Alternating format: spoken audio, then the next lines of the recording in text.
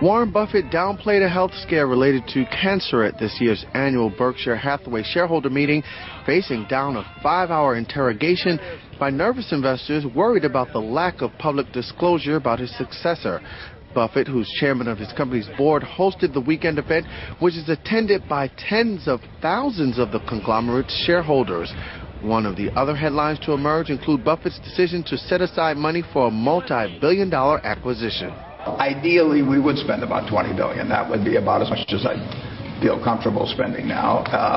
But I'd settle for $10 billion. At that rate, such a deal would compare to Berkshire's $26.5 billion takeover of railroad company Burlington Northern Santa Fe back in 2010. And while Buffett is looking for his next big deal, he's doing some nibbling in the stock market where he says he sees value. Stocks are, compared to other assets, are, if anything, attractively priced. Not as attractive as they were a few years ago, but I would rather own stocks. I'd rather own productive businesses, and stocks represent that. I would rather own those productive businesses than any other major form of asset. And what's the so-called Oracle of Omaha's take on the U.S. economy? He's not as downbeat as some.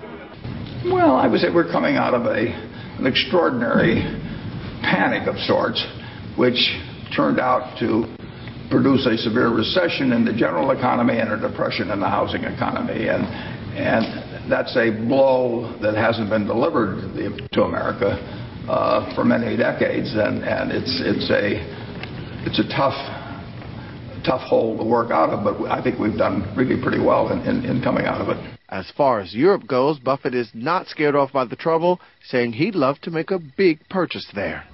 Conway Gittins, Reuters.